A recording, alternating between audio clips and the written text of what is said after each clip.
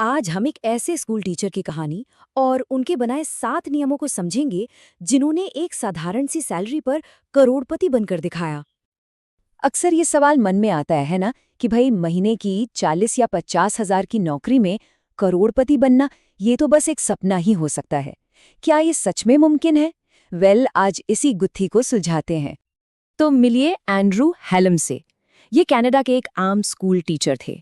ना तो इनकी कोई लॉटरी लगी, ना ही इन्होंने कोई बहुत बड़ा बिजनेस शुरू किया। फिर भी बस कुछ सीधे साधे नियमों को अपने जिंदगी में अपनाकर इन्होंने अपनी पूरी फाइनेंशियल किस्मत ही पलट दी। इस पूरी स्ट्रैटेजी को समझने के लिए हम इसे 4 हिस्सों में देखेंगे। सबसे पहले अपना बचाव, फिर आक्रमण, उसके बाद सही मानसिकता और आखिर में एक प्रैक्टिकल ब्लूप्रिंट। तो चलिए पहले खंड से शुरू करते हैं। देखिए, किसी भी खेल की तरह पैसा बनाने में भी सबसे पहले एक मजबूत डिफेंस यानी कि बचाव की जरूरत होती है। पहला और सबसे जरूरी नियम है लाइफस्टाइल इन्फ्लेशन से बचना। अब ये सुनने में बड़ा भारी भरकम शब्द लगता है, पर मतलब इसका बहुत सीधा सा है। जैसे ही अपनी इनकम बढ़ी, हमने अपने खर्चे भी बढ़ा दिए। ज्यादातर लोग या तो सामाजिक दबाव में या फिर दिखावे के चक्कर में ये गलती कर बैठते हैं, लेकिन एंड्रू ने ऐसा नहीं किया। जब उनकी सैलरी बढ़ी तो उन्होंने बड़ी कार या महंगा घर खरीदने के बारे में सोचा तक नहीं। उन्होंने अपने खर्चे बिल्कुल पहले जैसे ही बनाए रखे। तो इसे हम इंडिया में कैसे लागू कर सकते हैं?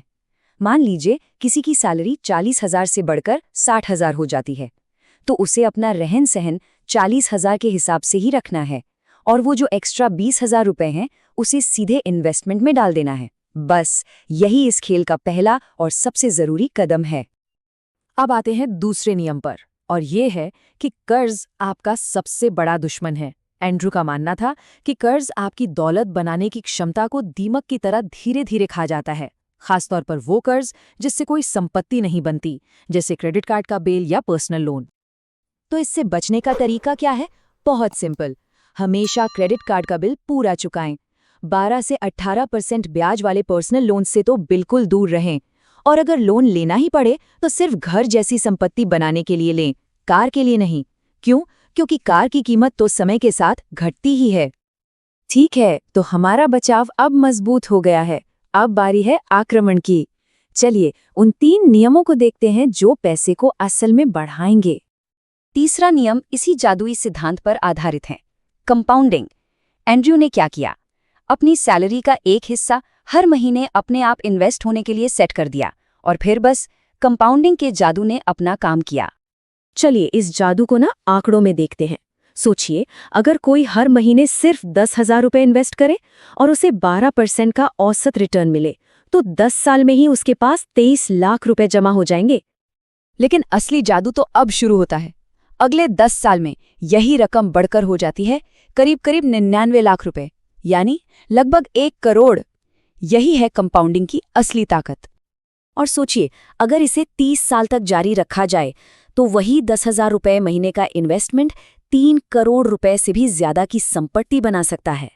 ये आंकड़े साफ दिखाते हैं कि लंबे समय तक टिके रहना कितना जरूरी है। अच्छा, तो पैसा लगाना कहाँ है? यहीं पर आता है चौथा नियम, इंडेक्स फंड में निवेश करो। एंड्रू ने पाया कि ज्यादातर एक्टिव फंड्स लंबे समय में बाजार को हरा नहीं पाते, जबकि इंडेक्स फंड्स बहुत सिंपल होते हैं, उनका खर्चा कम होता है और वो अपने आप पूरे बाजार को ट्रैक करते हैं। और 5वां नियम जो इन सब की नींव है, खुद को फाइनेंशियली एजुकेट करें। एंड्रू ने किसी सलाहकार को पैसा नहीं दिया, उन्होंने खुद सीखा। आज तो हमारे पास द इंटेलिजेंट इन्वेस्टर जैसी किताबें, यूट्यूब और सेबी की वेबसाइट जैसे मुफ्त के खजाने हैं जिनका इस्तेमाल करके कोई भी सीख सकता है। देखिए, पैसा बचाना और इन्वेस्ट करना ही काफी नहीं है, सही माइंडसेट का होना भी उतना ही जरूरी है। ये सेक्शन उन 2 आखिरी नियमों के बारे में है जो लंबे समय तक इस रास्ते पर टिके रहने में मदद करेंगे। छठा नियम है, बाजार को टाइम करने की कोशिश कभी मत करो। इसके बजाय बाजार में समय बिताना ज्यादा जरूरी है, और SIP यानी सिस्टमैटिक इन्वेस्टमेंट प्लान इसका सबसे अच्छा तरीका है। ये आपको अनुशासित रखता है और बाजार के उतार चढ़ाव में इमोशनल होकर गलत फैसले लेने से बचाता है। और अब 7वां और शायद सबसे जरूरी नियम, धैर्य। दौलत बनाना रातों रात अमीर बनने की कोई स्कीम नहीं है। ये एक मैराथन है, 100 मीटर की दौड़ नहीं। एंड्रू ने भी लगातार 10-15 साल निवेश किया, तब जाकर उन्हें बड़े नतीजे दिखे। चलिए अब इन सभी नियमों को एक साथ जोड़कर देखते हैं और 50,000 रुपए की एक भारतीय सैलरी के लिए एक ठोस प्लान बनाते हैं। चलिए एक आइडियल बजट देखते हैं। अपनी सैलरी का एक बड़ा हिस्सा, मान लीजिए 50% यानी 25,000 रुपये सीधे इन्वेस्टमेंट के लिए अलग रख दें। बाकी 30% अपने ज़रूरी खर्चों के लिए और 20% किसी भी मौजूदा EMI के लिए इस्तेमाल करें। अब उस 25,000 रुपये का क्या करें? ये टेबल एक बैलेंस तरीका दिखाती है।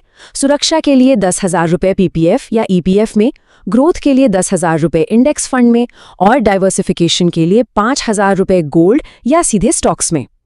और अगर कोई सोचे कि क्या ये तरीका सच में काम करता है, तो ये स्लाइड एंड्रयू की अपनी यात्रा दिखाती है।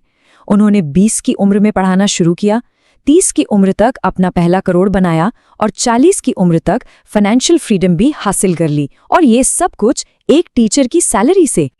तो संक्षेप में ये है वो 7 कदम। लाइफस्टाइल इन्फ्लेशन से बचें, कर्ज से दूर रहें, कंपाउंडिंग की शक्ति का इस्तेमाल करें, इंडेक्स फंड में निवेश करें, खुद को सिखाते रहें, बाजार में टिके रहें और सबसे जरूरी धैर्य रखें। तो बात अब ये नहीं है कि क्या ये मुमकिन है। एंड्रू की कहानी ने ये तो साफ कर दिया कि ये बिल्कुल मुमकिन है। असली सवाल तो ये है कि शुरुआत कहाँ से की जाए। इन 7 नियमों में से वो पहला, सबसे आसान कदम कौन सा है जिसे आज अभी से अपनी जिंदगी में शामिल किया जा सकता है?